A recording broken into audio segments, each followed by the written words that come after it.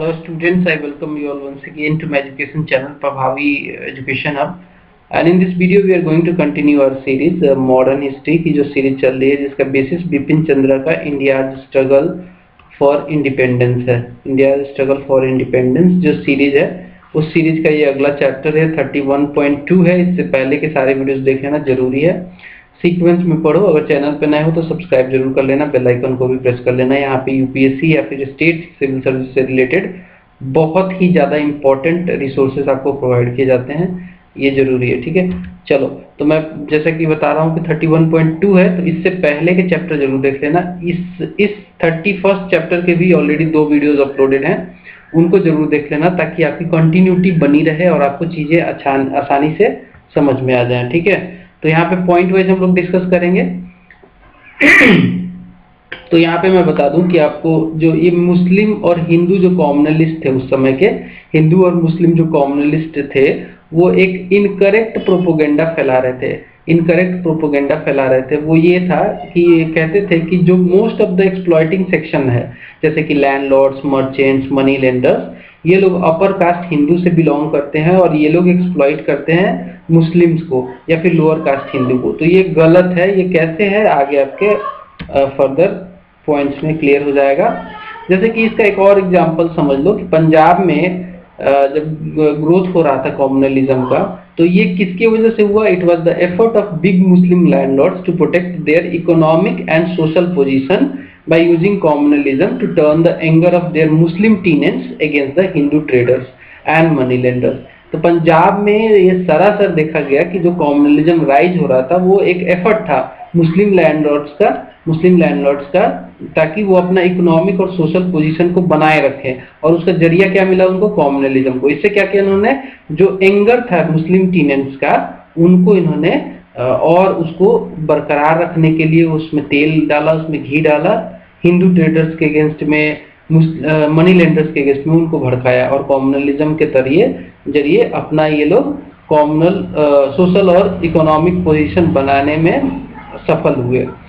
And साथ में ऐसा ये तो मुस्लिमों ने किया, हिंदुओं ने भी, हिंदू जो कॉम्युनलिस्ट थे उन्होंने भी कॉम्युनलिज्म के द्वारा ये बोला, अपने कम्युनिटी को एकत्र किया, अपने कम्युनिटी को जमा किया, बोला कि देखो हमारा जो क्लास का इंटरेस्ट है वो खतरे में आ रहा है। तो ये कम्युनलिज्म कैसे ग्रोथ हुआ पंजाब में, ये पॉइंट आपको समझाने की कोशिश कर रहा है। ठीक है, नेक्स्ट है, in many cases a communal form is given to social conflict not by participants but by the observers. देखो बहुत सारे केसेस में जो कम्युनल फॉर्म था इसको सोशल कॉन्फ्लिक्ट से जोड़ा गया।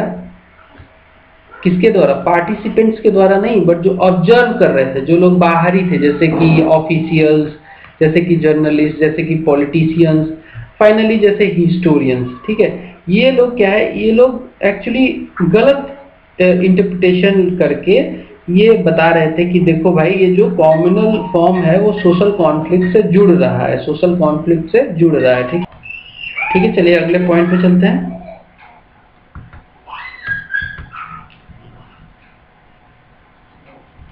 नेक्स्ट पॉइंट कहता है कि the agrarian conflict did not assume a communal colour until 20th century and Pabna agrarian riot जो हुआ 1873 का, उसका एक अच्छा एग्जांपल है। कहने का मतलब है कि जो एग्रेरियन जितने भी फार्मर्स से रिलेटेड राइट्स हुए, जिसको हम एग्रेरियन राइट्स के तौर पे मानते हैं, उनमें जो राइट्स थे वो कॉम्युनल कलर 20th सेंचुरी तक नहीं ले पाए थे, लेकिन बाद में ये कॉम्युनल कलर लेने लगे। ये भी, इसके पीछे भी कहीं ना कहीं बहुत सारे रीजंस थे, वो रीजंस आगे हम जानेंगे, लेकिन अभी फैक्ट जानिए कि जैसे कि पबना एग्रेरियन राइट हुआ तो उसमें हिंदू मुस्लिम सॉलिडिटी देखने को मिली, एकता देखने को मिली। 1873 में हुआ था। एक फैक्ट आपसे पूछा जा सकता है कि पबना एग्रेरियन राइट कब हुआ था, तो 1873 में हुआ था। इसमें both Hindu and Muslim tenants for zamindari system.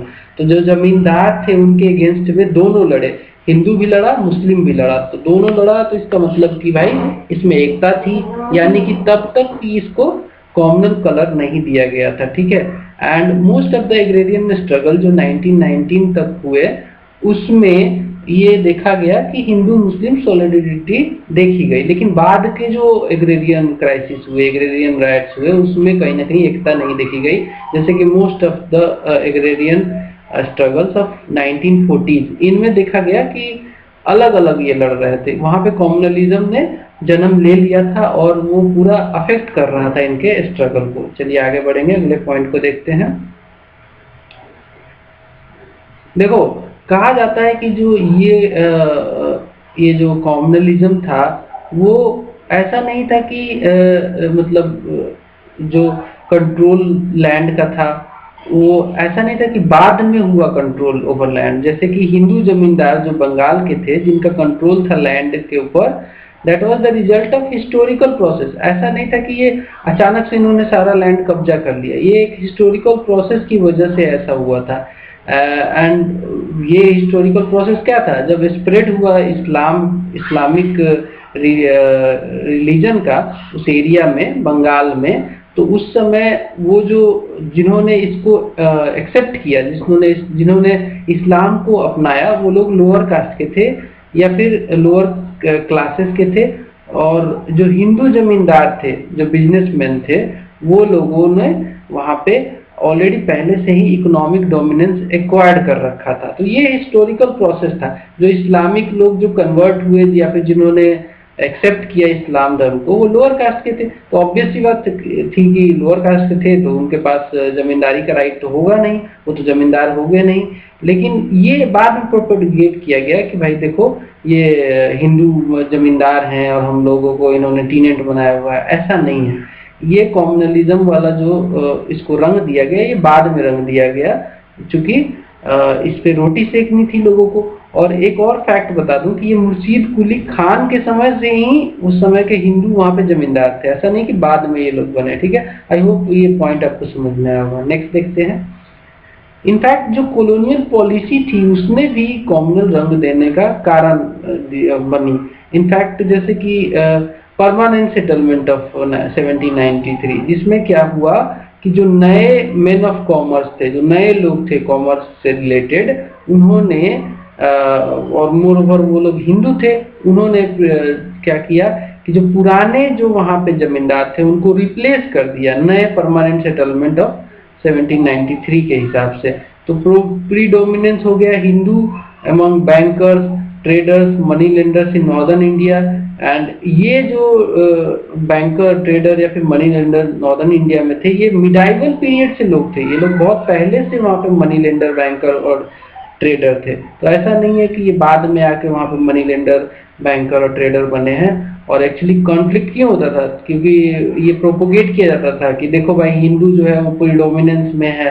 तो ये क्या बाद में प्रीडोमिनेंस में आया है? मुस्लिम जो कॉम्युनलिस्ट थे वो बोलते थे कि हिंदू प्रीडोमिनेंस में है, हिंदू बैंकर है, हिंदू ट्रेडर है। तो क्या ये बाद में हुआ है? नहीं, ये बहुत पहले से हुआ था, मिडाइवल पीरियड से ही चल रहा था। इनफैक्ट परमानेंट सेटलमेंट ऑफ 1793 ने भी इसमें काफी योगदान दिया अपना।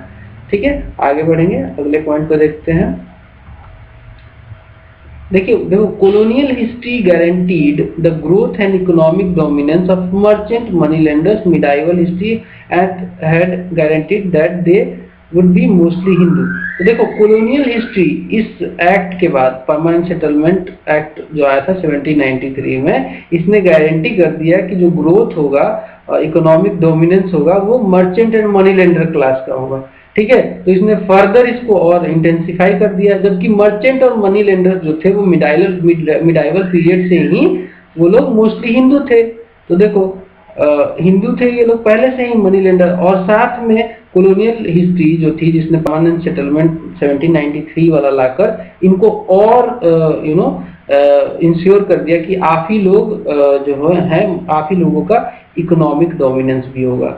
और ऐसा होने की वजह से बाद में जो हिंदू कॉम्युनलिस्ट थे या फिर जो मुस्लिम कॉम्युनलिस्ट थे, वो ऐसा बोलने लगे, मुस्लिम वाले बोलने लगे कि देखो भाई, प्रीडोमिनेंस में तो यही है, हिंदू लोग ही हैं। और हिंदू वाले बोलने लगे कि अब देखो, ये लोग हम पे अटैक करेंगे, हमारे इंटरेस्ट को ये लोग छीनेंगे। तो इससे क्या होगा कि कहीं ना कहीं इससे कॉम्युनलिज्म को और गहरा किया गया और इसको तुल दी गई और इसको रंग दिया गया। आगे बढ़ते हैं, अगले पॉइंट को देखते हैं।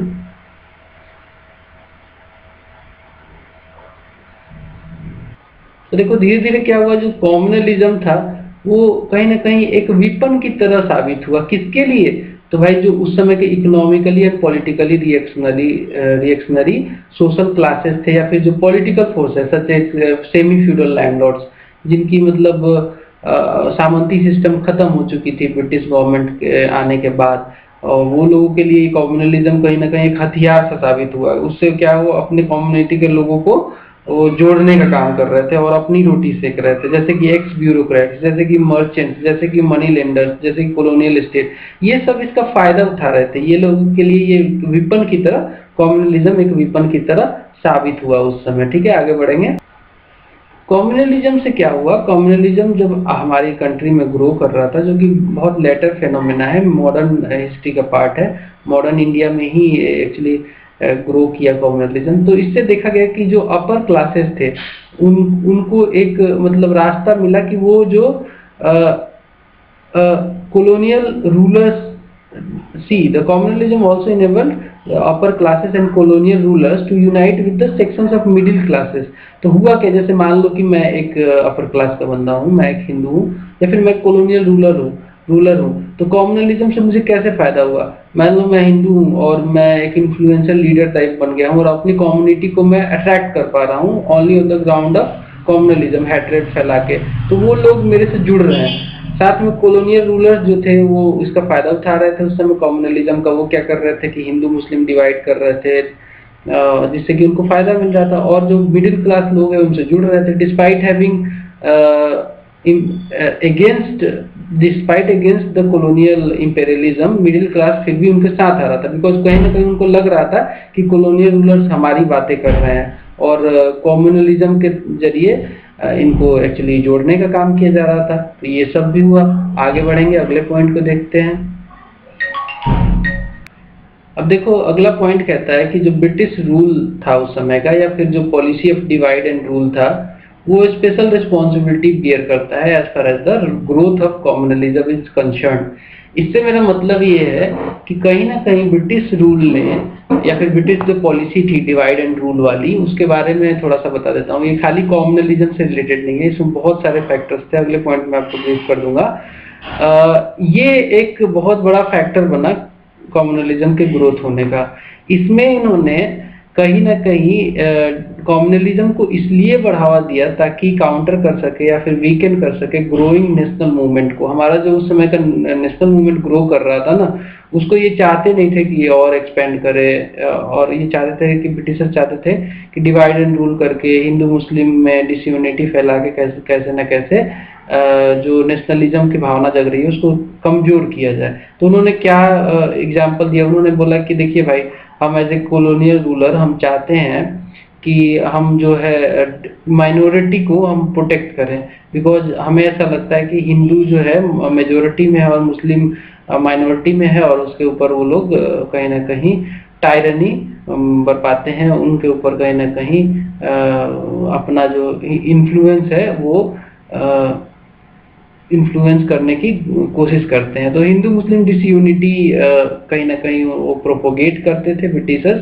ताकि कहीं ना कहीं उनका मेन मोटो ये था कि नेशनल मूवमेंट्स को ज़्यादा वीकेंड किया जाए, ज़्यादा ग्रो ना हो। ठीक है, एंड वो ये भी कहते थे कि भाई देखो, हम लोग वाइट मैन बर्डन थ्योरी में विश्वास करते हैं। उनको ऐसा लगता था, वाइट मैन बर्डन जो थ्योरी है वो ये है कि कहीं ना कहीं जो एशियन कंट्रीज थी या फिर ईस्टर्न जो कंट्री थी, उसमें ग्रोथ कौन करेगा, उसमें डेवलपमेंट कौन करेगा, तो वो करेगा वाइट मैन। वाइट मैन मतलब जो इंग्लिश हैं या फिर जो उधर के लोग हैं, वाइट लोग हैं, वही इसको ग्रो कर सकते हैं, वही जितने भी प्रॉब्लम है इस सोसाइटी के वही उसको ठीक कर सकते हैं। तो ये लोग तुल देते थे। ठीक है, वो बोलते थे कि माइनॉरिटी को प्रोटेक्ट करेंगे, ये हमारी जिम्मेदारी है, that is what called white man's burden. ठीक है, आगे बढ़ते हैं, नेक्स्ट पॉइंट देखते हैं। नेक्स्ट पॉइंट क्या कि जो ये British divide and rule policy है वो खाली कम्युनलिज्म तक ही सीमित नहीं है, ये हर वो तरीका अपनाते थे जिससे कि ब्रिटिशर्स को डिवाइड किया जा सके और उनका रूल जो है फर्दर स्ट्रेंथेंड हो और वो रूल करते रहे हमारी कंट्री को। इसके लिए वो क्या करते थे, रीजन को अगेंस्ट रीजन भड़काते थे, एक रीजन को दूसरे रीजन के अगेंस्ट में एक प्रोविंस को दूसरे प्रोविंस के अगेंस्ट में भड़काने की कोशिश करते थे, एक कास्ट को दूसरे कास्ट के अगेंस्ट में भड़काने की कोशिश करते थे, साथ में एक लैंग्वेज को दूसरे लैंग्वेज के अगेंस्ट में लड़ाते थे, रिफॉर्मर्स को ऑर्थोडॉक्स सोच वालों से लड़वाते थे, मॉडरेट्स को मिलिटेंट ग्रुप से लड़वाते थे, लेफ्ट को राइट से, ऐसे ही क्लास अगेंस्ट क्लास ऐसे ये लड़वाते चलते थे। तो डिवाइड एंड रूल पॉलिसी जो थी वो काफी ब्रॉडर थी, वो छोटे में खाली ऐसा नहीं कॉम्युनलिज्म, हालांकि कॉम्युनलिज्म उनका मेन थीम था। डिवाइड एंड रूल पॉलिसी का मेन थीम क्या था? कॉम्युनलिज्म ही था। और ये इतना एक्सट्रीम हो गया कि बाद में 2 कंट्रियां बन गई एक कंट्री से, ठीक है, भारत विभाजित हो गया, इतना एक्सट्रीम इन्होंने कर दिया ब्रिटिशर्स ने। आगे बढ़ते हैं, अगले पॉइंट को देखते हैं। अब देखो ये जो कॉम्युनलिज्म था ना, एक रूट की तरह यूज किया गया, एक रूट की तरह यूज किया गया, किसके द्वारा? ब्रिटिश गवर्नमेंट के द्वारा। वो अपनी कॉलोनिज्म को इन्होंने एक्सटेंड किया to extend its narrow social base to that of the workers, peasants, middle class and bourgeois। अब देखो ये वर्कर हो गया, पीजेंट हो गया, मिडिल क्लास हो गया, बर्जुआ हो गया, ये सब क्या थे? ये सब अगेंस्ट थे कॉलोनिज्म के। लेकिन कॉम्युनलिज्म जब उन्होंने ग्रो करवाया तो ये लोग भी ब्रिटिश गवर्नमेंट के साथ दिखे, बिकॉज ये क्या करता था, ब्रिटिश गवर्नमेंट क्या करते थे, हिंदू के अगेंस्ट में मुस्लिम को सपोर्ट कर देते थे, इनकी जितनी भी पॉलिसी थी इसको सपोर्ट करते थे। तो कहीं ना कहीं जो वर्कर क्लास था, माइनॉरिटी का, पीजेंट का या फिर मिडिल क्लास का, वो गवर्नमेंट को सोचता था कि यार ये तो सही, हमारे लिए तो सही पॉलिसी लेके आ रहे हैं, तो गवर्नमेंट को सपोर्ट कर देता था। इससे क्या होगा कि जो कॉलोनिज्म का जो नैरो बेस था वो बाद में वाइडन हो गया, उसमें वर्कर्स, पीजेंट्स, मिडिल क्लास और बर्जुआ भी धीरे धीरे करके शामिल हो गए। तो ये कॉम्युनलिज्म फैलाने के लिए क्या रास्ता अपनाते थे, क्या वेज, क्या उनकी पॉलिसी, क्या उनका एक्ट, ओमिशन एंड कमीशन क्या था ब्रिटिशर्स का, वो समझ लीजिए। देखिए ब्रिटिशर्स कहते थे, हमेशा ट्रीट करते थे हिंदूज को और मुस्लिम्स को, सिख को एक सेपरेट कम्युनिटी की तरह। कहते थे कि हिंदू अलग है, इसकी कम्युनिटी अलग है, मुस्लिम अलग है, इसकी कम्युनिटी अलग है, और ये लोग एक साथ नहीं आ सकते थे। They in fact they said about our country कि India is neither a nation और ए नेशन इन मेकिंग। बोला कि ना ही ये कोई कंट्री है, एक राष्ट्र है, ना ये राष्ट्र बनता हुआ राष्ट्र है, ये मानते ही नहीं थे। बोला कि ये तो बस एक हेट्रोजीनस सोसाइटी है जहाँ पे इंटरेस्ट अलग अलग है और ये कभी एक साथ नहीं आ सकते। Not did it consist of nationalities और लोकल सोसाइटीज। ऐसा बोलते थे ब्रिटिशर्स कि भारत में ना ही नेशनैलिटीज है ना लोकल सोसाइटीज हैं, ये सब हेट्रोजीनस है, ये आपस में लड़ते रहेंगे। बट ये बोलते थे कि भारत जो है वो एक स्ट्रक्चर्ड सोसाइटी है, म्यूचुअली एक्सक्लूसिव है, इंक्लूसिव नहीं, और एंटागोनिस्टिक है, एक दूसरे के विद्वेषी हैं ये लोग, और ये एक दूसरे के रिलीजन में विद्वेष रखते हैं। एंटागोनिस्टिक रिलीजन बेस्ड कम्युनिटी है भारत, ऐसा ये प्रोपोगेट करते थे। ठीक है, ऐसा नहीं था, हम लोग काफी होमोजीनस थे, लेकिन ये कम्युनलिज्म बाद में ब्रिटिश पॉलिसी की वजह से बहुत ज्यादा भड़की। कुछ और भी मीन्स थे जिसके जरिए कम्युनलिज्म को सपोर्ट किया काफी ज्यादा ब्रिटिशर्स ने, ब्रिटिश गवर्नमेंट ने। उसमें से दूसरा रीजन जो है, ऑफिशियल फेवर देते थे, पैट्रोनेज देते थे कम्युनलिस्ट को, ये लोग काफी ऑफिशियल पैट्रोनेज एक्सटेंड करते थे। थर्ड, जो कम्युनल प्रेस था या फिर जो पर्सन्स थे जो एजिटेट करते थे कम्युनल बेसिस पे, उनको लेकर काफी टॉलरेंस दिखाया जाता था, उन पे एक्शन नहीं दिया जाता था। फोर्थ, जो कम्युनल डिमांड थे वो बहुत जल्दी ब्रिटिश गवर्नमेंट एक्सेप्ट कर लेती थी। इसका एग्जांपल है कि 1906 में जो मुस्लिम लीग ने डिमांड रखे उसको तुरंत ही एक्सेप्ट कर लिया गया, जबकि कांग्रेस 1885 से लेकर फर्दर कई सालों तक डिमांड कई सारे करती रही, लेकिन उसको एक्सेप्ट नहीं किया गया। ठीक है, आगे बढ़ेंगे। कुछ और एग्जांपल है, जैसे कि 1932 में कम्युनल अवार्ड आया। कम्युनल अवार्ड में उस समय के जितने भी मेजर कम्युनल डिमांड्स थे उसको एक्सेप्ट कर लिया गया। इनफैक्ट ड्यूरिंग वर्ल्ड वॉर 2 जो चल रहा था उस समय मुस्लिम कम्युनलिस्ट जो थे उनको they were given complete veto on any political advance. ठीक है, फिफ्थ जो पॉइंट है जिससे कि सपोर्ट किया गया कम्युनलिज्म भारत में ब्रिटिश गवर्नमेंट के द्वारा, वो ये था कि ब्रिटिश रेडिली एक्सेप्ट करते थे कम्युनल ऑर्गेनाइजेशंस एंड उनके लीडर्स को। उनके लिए मोहम्मद अली जिन्ना ये सब बहुत ही बड़े नेता थे, उनके ऑर्गेनाइजेशन को ये रिकॉग्नाइज करते थे, उनके लीडर्स को रिकॉग्नाइज करते थे। वेयर जो नेशनलिस्ट लीडर थे उनको काफी बाइकाट किया जाता था, उनके ऊपर सीवियर एक्शन लिया करती थी ब्रिटिश गवर्नमेंट उस समय। ठीक है, आगे बढ़ेंगे, अगले पॉइंट पे चलते। छठा जो तरीका है वो सेपरेट इलेक्टोरेट के द्वारा सर्व किया गया। सेपरेट इलेक्टोरेट काफ़ी प्रोपोगेट करती थी ब्रिटिश गवर्नमेंट। वो बोलती थी कि it is an important instrument for the development of communal politics, ठीक है। Lastly colonial government encourage communalism through a policy of non action against it.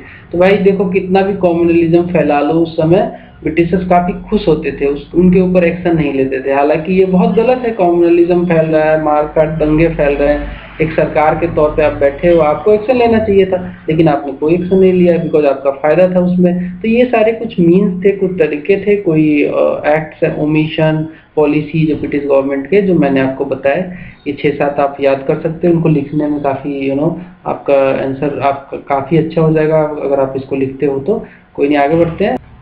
अब थोड़ा सा हम बात करेंगे हिंदू टिंज के बारे में, in which the nationalist thought and propaganda in the beginning of 20th century took place. Hindu टिंज एक ऐसा शब्द है, इसको आपको समझना पड़ेगा। इसमें क्या है कि जो उस समय के 20th सेंचुरी के जो नेता थे वो एक्चुअली प्रोपोगेट कर रहे थे हिंदू रिलीजन से रिलेटेड फैक्ट्स को, या फिर हिंदू जो रूल था एंशिएंट टाइप का, उसमें उसको काफ़ी बढ़ा चढ़ा के पेश किया जा रहा था। उसको कहा जा रहा था कि देखो हम लोग काफ़ी हमारा प्राचीन जो टाइम था वो काफ़ी अच्छा रहा है, बाद में मुस्लिम आए मिडाइवल एरिया में, वो एक पीरियड पूरा हमारे लिए बेकार हो गया। तो एक हिंदू टिंज चल रहा था जिसने भी काफ़ी कॉम्युनलिज्म को बढ़ावा दिया। अब इसी के बारे में फर्दर डिबेट करेंगे, जो पॉइंट्स आएंगे उनके बारे में बताऊंगा मैं आपको। तो देखो इसका एग्जाम्पल मैं देता हूँ, हिंदू टिंज कैसे प्रोपोगेट किया गया उस समय के नेताओं के द्वारा। जैसे कि मेनी ऑफ द एक्सट्रीमिस्ट जो थे, they introduced a strong Hindu religious element, they emphasize ancient Indian culture, Hindu ideological underpinning to Indian nationalism। इन्होंने कहा कि जो एंशियंट टाइम में इंडिया था वो काफ़ी उसका उस समय काफ़ी शानदार था, वो काफ़ी अच्छा था। उस समय रूल बहुत काफ़ी खुशी वाला माहौल था उस समय, काफ़ी इफिशिएंटली उस समय एडमिनिस्ट्रेशन चलता था। तो ये सब प्रोपोगेट किया जा रहा था और उस समय हिंदू ही थे बस, तो ये प्रोपोगेशन करने का एक काम था। देन वो at least Hindu idioms in its day to day political agitation में यूज करते थे। जैसे कि तिलक ने गणेश पूजा को एक अपॉर्चुनिटी की तरह देखा और वहाँ पे नेशनलिज्म इस पूजा के तहत फैलाने की कोशिश की। हालांकि ये किसी भी अगेंस्ट में बात इन्होंने नहीं बोली दूसरे कम्युनिटी के, बट दूसरे कम्युनिटी के लोगों ने, मुस्लिमों ने इसको एक हिंदू टिंज की तरह लिया और इसको कहीं ना कहीं कॉम्युनलिज्म की तरह इन्होंने देखा। शिवाजी फेस्टिवल को भी यूज किया तिलक ने to propagate nationalism. And anti partition जब हुआ बंगाल का, उस समय जो एंटी पार्टीशन मूवमेंट हुआ, एजिटेशन हुआ, तो इसकी शुरुआत ही गंगा में डिप्स लगा के की गई, गंगा में डुबकी लगा के इसकी शुरुआत की गई, जिसको मुस्लिमों ने गलत तरीके से देखा। और हिंदू मुस्लिम जो द्वेष की भावना है, कॉम्युनलिज्म की जो भावना थी, उस समय काफ़ी आगे बढ़ी इन सब चीज़ों के होने की वजह से। आगे बढ़ेंगे, अगले पॉइंट पे चलते हैं। तो देखो इसके बाद तो ये हुआ कि जैसे कि कुछ राइटर्स थे सच एज बंकिम चंद्र चटर्जी, और इनके अलावा भी कई ऐसे राइटर्स थे जिन्होंने बंगाली में, हिंदी में, उर्दू में पोएट्री लिखी, कहानियाँ लिखी। उन्होंने कहीं ना कहीं मुस्लिम्स को रिप्रेजेंट किया, पोर्ट्रे किया एज ए फॉरेनर्स, और Muslim rulers and officials were often portrayed as a tyrant, मतलब कि ये निरंकुश टायरेंट शासक की तरह इनको पोर्ट्रे किया गया, जिससे कि हिंदुओं के अंदर कहीं ना कहीं कॉम्युनलिज्म की भावना जगी। हालांकि देखो ओवरऑल कहूँ तो नेशनल मूवमेंट जो था अपना सेकुलर ही था, सेकुलरिज्म में ही वो ग्रो किया और सेकुलर ही रहा लास्ट तक। लेकिन कई सारे उस समय के जो लीडर थे उन्होंने कॉम्युनल रंग दिया, except few young nationalist Muslims, जैसे कि मोहम्मद अली जिन्ना, मौलाना अबुल कलाम आज़ाद। इन्होंने कहीं ना कहीं इनको लिटिल डिफिकल्टी हुई ज्वाइन करने में, ठीक है। और ये लोग कहीं ना कहीं शुरू में सेकुलर थे, बाद में ये लोग भी कॉम्युनल हो गए। एंड गांधी का समय था, जो सी.आर. दास थे, मोतीलाल नेहरू थे, जवाहरलाल नेहरू थे, मौलाना आज़ाद थे, डॉक्टर M.A. अंसारी थे, सुभाष चंद्र बोस, सरदार पटेल, राजेंद्र प्रसाद। इन्होंने हमारा जो सेकुलरिस्ट जो नेचर था हमारे नेशनल मूवमेंट का, उसको और स्टडियर किया, उसको और मजबूत बनाया। गांधी, सी.आर. दास, मोतीलाल नेहरू, जवाहरलाल नेहरू, इसके अलावा मौलाना आज़ाद, अंसारी साहब, इसके अलावा सुभाष चंद्र बोस, इसके अलावा सरदार पटेल, राजेंद्र बाबू, ये सब लोग ऐसे लोग थे जिन्होंने इसको, हमारे जो सेकुलर कलर था उनको और स्टडी बनाया। आगे बढ़ते हैं। तो देखो कॉम्युनलिज्म को कहीं ना कहीं गवर्नमेंट ने और मुस्लिम जो कॉम्युनलिस्ट थे उन्होंने यूज किया, इस तरीके से यूज किया ताकि लार्ज सेक्शन ऑफ मुस्लिम्स को नेशनल मूवमेंट से दूर रखा जाए, नेशनल मूवमेंट से दूर रखा जाए। और वो ऐसा प्रोपोगेट करते थे कि भाई अगर ओवरऑल सक्सेस होता है मूवमेंट का, नेशनल मूवमेंट का, तो इसका मतलब ये निकलेगा कि हिंदू सुपरमेसी कंट्री में आ जाएगी। तो इसलिए इन्होंने कहीं ना कहीं ये कह के कि हिंदू सुपरमेसी नहीं आनी चाहिए कंट्री में, तुम लोग नेशनल मूवमेंट से दूर रहो, ऐसा मुस्लिम कॉम्युनलिस्ट ने कहा। अब देखो ये हिंदू टिंज जो था, इसने कहीं ना कहीं अपने हिंदुओं में, हिंदू भाई लोगों में भी हिंदू कॉम्युनलिज्म पैदा किया काफी। चूंकि लोगों को अब जैसे बताते थे ना कि मॉडर्न मिडाइवल पीरियड जो था वो काफी, वहाँ पे खाली मुस्लिम शासक हुआ करते थे और काफी टायरेंट थे वो लोग, काफी प्रताड़ना किया जाता था हिंदू लोगों के अगेंस्ट में। तो ये कहीं ना कहीं हिंदू कॉम्युनलिज्म को बढ़ावा दिया इसने, हिंदू टिंज ने। साथ में इसने मुस्लिम टिंज को भी पैदा किया। मुस्लिमों के अगेंस्ट में जब ये बोलने लगे, जब इनकी पॉलिसी वैसी हो गई, तो मुस्लिम भी कहीं ना कहीं ये मुस्लिम टिंज से ग्रसित हो गए। तो इससे दोनों तरफ के लोग बीमार हुए। ठीक है, आगे बढ़ेंगे। मुस्लिम टिंज भी धीरे धीरे पैदा हो गया। आगे बढ़ते अगले पॉइंट को देखते हैं। अगला पॉइंट कहता है टीचिंग ऑफ इंडियन हिस्ट्री एक बहुत ही बड़ा सोर्स बना कम्युनलिज्म को बढ़ावा देने का। जो स्कूल में उस समय हिस्ट्री पढ़ाई जाती थी या फिर कॉलेजेस में जो हिस्ट्री पढ़ाई जाती थी, उसका मेन जो पर्सपेक्टिव था, पॉइंट ऑफ व्यू था, वो कॉम्युनल था। वो कॉम्युनल था, मेजर कंट्रीब्यूशन रहा इसका कॉम्युनलिज्म में। इसमें यही सारी बातें बताई गई कि मिडाइवल पीरियड में क्या हुआ और एंशिएंट पीरियड में कितनी अच्छी सोसाइटी थी। मिडाइवल में मुस्लिम आ गए तो टायरेंट हो गए और उन्होंने रिड्यूस कर दिया हिंदूज को और उनके ऊपर काफ़ी अत्याचार हुए। तो ये सब कहीं ना कहीं प्रोपोगेट किया इन्होंने कॉम्युनलिज्म को। बहुत बड़ा कंट्रीब्यूशन जाता है इसका, ठीक है, कॉम्युनलिज्म को बढ़ावा देने में। आगे बढ़ते हैं, अगले पॉइंट को देखते हैं। इसके बारे में तो गांधी जी ने भी कहा, गांधी जी ने भी बोला कि देखो भाई, कॉम्युनल हार्मोनी हमारे देश में कभी भी परमानेंटली स्टैब्लिश नहीं हो पाएगी जब तक कि जो highly distorted version of history जो पढ़ाई जाती है हमारे स्कूलों में, कॉलेजेस में, उसको जब तक पढ़ाया जाता रहेगा तब तक कॉम्युनल हार्मोनी हमारे कंट्री में इस्टेब्लिश नहीं होगी। और ये हिस्ट्री के जो टेक्स्ट बुक है वो काफ़ी बायस्ड हैं, इसमें काफ़ी डिस्टॉर्टेड नॉलेज दिया जाता है रिगार्डिंग द हिंदू मुस्लिम या फिर जो भी मतलब बताया जाता है, कॉम्युनल रंग है इसमें। आगे बढ़ते हैं। देखो नॉट ओनली हिस्ट्री के जो टेक्स्ट बुक थे वही खाली इसमें कॉम्युनलिज्म में सपोर्ट कर रहे थे उस समय। कॉम्युनलिज्म को और हवा तब मिली जब in fact poetry, drama, historical novels, short stories, newspaper, popular magazines, pamphlets, public platform से जब लोग बोलने लगे कॉम्युनलिज्म के बारे में।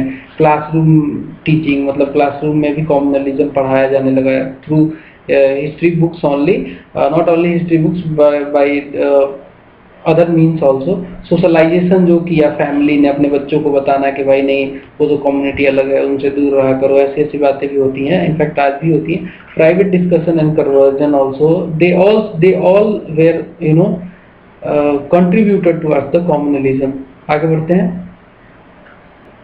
अब देखो ये जो प्रोसेस शुरू हुआ ये कम्युनलिज्म का, जो वो 19th सेंचुरी में शुरू होता है, जब जेम्स मिल्स जैसे ब्रिटिश हिस्टोरियन ने लिखा, हिस्ट्री लिखी, तो उन्होंने बेसिकली कम्युनल पर्सपेक्टिव से ही हिस्ट्री लिखी। जैसे कि जेम्स मिल ने अपनी किताब में जो हिस्ट्री इन्होंने लिखी, उन्होंने कहा कि एंशिएंट पीरियड जो था इंडियन हिस्ट्री का वो हिंदू पीरियड था। उस समय हिंदू डोमिनेंस था और कोई रिलीजन था नहीं। हिंदू काफ़ी उस समय ग्रोथ पे थे, वो सब राजा थे, उस सब ठीक है। एंड मिडाइवल जो पीरियड था वो मुस्लिम पीरियड था। All Muslims were rulers in those period, in medieval period, and all Hindus were ruled. तो ये सब कहीं ना कहीं कॉम्युनल पर्सपेक्टिव से लिखी गई किताबें थी वो एक्चुअली। और इनके दौरान के इनके समकालीन जो लेखक थे उन्होंने भी इन्हीं को फॉलो किया, जेम्स मिल को ही। और ये भी एक बहुत बड़ा कंट्रीब्यूटर बनता है भारत में कम्युनलिज्म के ग्रोथ का। दिक्कत तो तब हुई जब लोगों ने दिमाग नहीं लगाया, खासकर हिंदू कॉम्युनलिस्ट ने इसको अडॉप्ट कर लिया इंपेरियलिस्ट व्यू को कि भाई सही में इन सब पीरियड में ऐसा ही होता था। Rule of medieval Muslim ruler as the foreign rule because of their religion. तो इन्होंने ये मान लिया कि जो मिडाइवल मुस्लिम थे या फिर जो रूलर थे हमारी कंट्री में वो सब तो फॉरेनर थे, वो सब फॉरेनर थे। इन्होंने इसी तर्ज पे इसी हिस्टोरियन जेम्स मिल्स जैसे हिस्टोरियन जो कि इंपेरियलिस्ट व्यू से लिखते थे किताबें, इन्होंने मान लिया इसको। आगे बढ़ेंगे, अगले पॉइंट पे चलते हैं। और इनका ये व्यू इतना एक्सट्रीम हो गया कि भाई हमें तो फॉरेन रूलर ने रूल किया था। तो इतना एक्सट्रीम होने की वजह से इन्होंने जो बेसिक कंट्रीब्यूशन था उस समय के पीरियड का, मिडाइवल पीरियड का, जैसे कि development of the Indian economy and technology, religion and philosophy, art and literature and culture and society was denied. तो हिंदू कम्युनिस्ट ने इन सब चीजों को डिनाई कर दिया। ठीक है, आगे बढ़ते हैं। और इसके just opposite in turn the Muslim communalist जो थे उन्होंने कहा कि जो ये इस्लामिक अचीवमेंट था वो गोल्डन एज था, जो मिडाइवल पीरियड था वो golden age of the Islamic achievement था वेस्ट एशिया में। And they appealed to its heroes, myths and cultural traditions. कुछ हिस्टोरियंस ऐसे भी थे जिन्होंने कहा कि रिलीजियस प्लूरलिज्म जो था, या फिर कह सकते हैं कि जो existence of several religions in India, वो मेन कारण है कम्युनलिज्म का। लेकिन ये सच नहीं है, this is not so, this is not true, because religion was not an underlying और बेसिक कॉज ऑफ कम्युनलिज्म। हाँ, ये कह सकते हैं कि रिलीजन वो व्हीकल है जिसके द्वारा कम्युनलिज्म फैलता है, but religion itself is not underlying और बेसिक कॉज ऑफ कम्युनलिज्म। ठीक है, आगे बढ़ते हैं। बिकॉज रिलीजन का एक अपना फेथ लोगों का है, उस पर्टिकुलर फेथ या बिलीफ में वो जीते हैं, वो रिलीजन फॉलो करते हैं, बट वही कम्युनलिज्म हो जाएगा ऐसा कोई जरूरी नहीं है, वो व्हीकल जरूर हो सकता है। ठीक है, आगे बढ़ते हैं। तो वही पॉइंट आ गया कि religion is not the cause of communalism even though communal cleavage is based by the communalist on the difference in the religion. अब देखो, हिंदू रिलीजन अलग होता है, इसके कस्टम्स अलग हैं, मुस्लिम रिलीजन्स के रूल्स रेगुलेशन कस्टम्स ये सब अलग अलग हैं। तो भाई देखो, डिफरेंसेस हो सकता है, ठीक है, डिफरेंसेस हो सकता है, बट वही क्या एक्चुअली वही रीजन है कम्युनलिज्म का, तो ये गलत है। और उसी डिफरेंसेस की वजह से कम्युनल क्लेवेज की वजह से कम्युनलिज्म फैलता है, उसको प्रोपेगेट किया जाता है कम्युनलिस्ट लीडर्स के द्वारा। आगे बढ़ते हैं। अब देखो, एक बहुत अच्छी बात कही केएम अशरफ ने। KM Ashraf put this aspect in appropriate phrase when he described communalism as मजहब की सियासी दुकानदारी। तो केएम अशरफ एक राइटर हैं, इन्होंने जब डिस्क्राइब किया कम्युनलिज्म को तो इन्होंने कहा कि मजहब जो है, जो कम्युनलिज्म है वो मजहब की सियासी दुकानदारी है, इस पे लोग अपनी दुकानदारी चलाते हैं। ठीक है, आगे बढ़ते हैं। देखो, रिलीजन मेन कॉज नहीं है कम्युनलिज्म का, लेकिन मोबिलाइजिंग फैक्टर जरूर है। रिलीजन ही वो मोबिलाइजिंग फैक्टर, अगर मैं कह दूं कि मुस्लिम अपील करता है, मुस्लिम कम्युनिस्ट लीडर, तो मुस्लिम ही उससे जुड़ेंगे, ऐसा नहीं कि हिंदू जुड़ जाएंगे। ठीक है, तो एक मोबिलाइजिंग फैक्टर तो बिल्कुल है। ड्यूरिंग इसको देखा भी गया 1945 से 47 के बीच में, जब ये काफी इन्फ्लेमेबल क्राई या फिर कह सकते हो कि रिलीजन इन डेंजर का अपील करने लगे ऐसे लोग कि देखो भाई हमारा धर्म तो खतरे में आ गया, अब तो ये लोग जीतेंगे, और अगर हम अपना लैंड खुद नहीं चुनेंगे, अपनी कंट्री खुद नहीं बनाएंगे, तो हम तो सारे मारे जाएंगे, हमारा रिलीजन खतरे में आ जाएगा। तो ये मोबिलाइजिंग फैक्टर बना। ठीक है, आगे तो लास्ट में यही कहूंगा कि सेकुलरिज्म या फिर सेकुलराइजेशन, जैसे हमारी कंट्री एक सेकुलर कंट्री है और हमने जब अपना संविधान चुना तो हमने सेकुलर एथोस को, सेकुलरिज्म को हमने चुना अपनी कंट्री के लिए। तो secularisation did not therefore mean removing religion. ऐसा नहीं है कि सेकुलराइजेशन हमने चुना है तो अपने रिलीजन्स को ही हम लोग हटा देंगे, but it did mean reducing religiosity. Religiosity क्या है थोड़ा समझ लो। जब रिलीजन में कोई बंदा काफी एक्सट्रीम हो जाए कि उसको ऐसा लगने लग जाए कि हमारा ही रिलीजन सब कुछ है, बेहतर है, ये है वो है, इसमें तमाम चीजें सारी अच्छी हैं, बाकी सब तो बेकार है, तो वो रिलीजियोसिटी में फैल जाता है। और रिलीजियोसिटी जो होता है मेन कॉज होता है कम्युनलिज्म का। तो इसी रिलीजियोसिटी को कम करने के लिए सेकुलराइजेशन जरूरी है। रिलीजन को रिमूव नहीं किया जाएगा, लेकिन रिलीजियोसिटी को कम करना, उसको रिड्यूस करना बहुत जरूरी है। Overall that's all from this video. I hope कि आपको मजा आया होगा ये वीडियो देख के एंड आप काफी कुछ समझे होंगे इससे। सेम वे में आपको देखना है पूरे सीरीज को, और लास्ट में आपको पीडीएफ दे दिया जाएगा। Thank you for watching. Subscribe नहीं किया चैनल को सब्सक्राइब जरूर कर लेना। मिलते हैं अगले वीडियो में, तब तक के लिए बाय बाय।